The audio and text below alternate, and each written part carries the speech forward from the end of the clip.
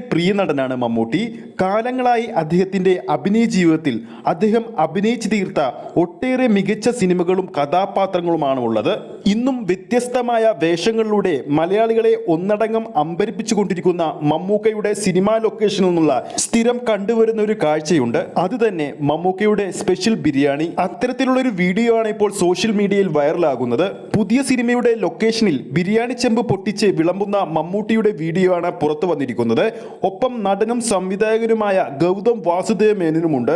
വർഷങ്ങളായി മമ്മൂക്കയുടെ സിനിമാ സെറ്റിൽ കണ്ടുവരുന്ന മനോഹരമായ കാഴ്ചയാണിത്.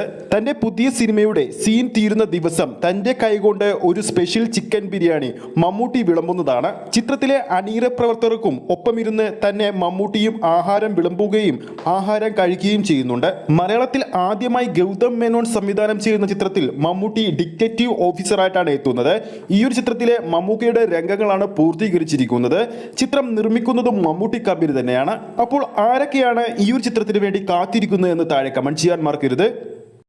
വിജയ് ആരാധകരും സിനിമാ പ്രേമികളും ഏറെ ആവശ്യത്തോടെയും പ്രതീക്ഷയോടെയും കാത്തിരിക്കുന്ന ചിത്രമാണ് വെങ്കിട്ട് പ്രഭുവിന്റെ സംവിധാനത്തിൽ എത്തുന്ന the greatest of all time. ചിത്രം നാളെ തിയേറ്ററുകളിലേക്ക് എത്തുകയാണ്. ചിത്രത്തിന്റെ ആദ്യ ഷോ നാളെ രാവിലെ 4 മണി മുതലാണ് ആരംഭിക്കുന്നത്. ഇതിനോടകം തന്നെ അഡ്വാൻസ് ബുക്കിംഗിലും റെക്കോർഡുകൾ തിരുത്തിക്കൊണ്ടിരിക്കുകയാണ് ദ ഗോഡ്. കേരളത്തിൽ മാത്രം ഏകദേശം 700 സ്ക്രീനിലാണ് ചിത്രം നാളെ പ്രദർശനത്തിനെത്തുന്നത്.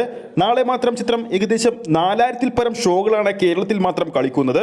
ഇന്ന് വൈകുന്നേരം 4 മണി വരെ പുറത്തു വന്ന ചിത്രത്തിന്റെ അഡ്വാൻസ് ബുക്കിംഗിന്റെ ട്രാക്കിംഗ് അപ്ഡേറ്റുകൾ പ്രകാരം കേരളത്തിലെ അഡ്വാൻസ് ബുക്കിംഗ് 3,18,00,000 രൂപ കഴിഞ്ഞിരിക്കുകയാണ്. ചിത്രത്തിന്റെ വേൾഡ് വൈഡ് പ്രീസെയിൽ കളക്ഷൻ 50 കോടി കഴിഞ്ഞെന്നും റിപ്പോർട്ടുകൾ പുറത്തു വരുന്നുണ്ട്.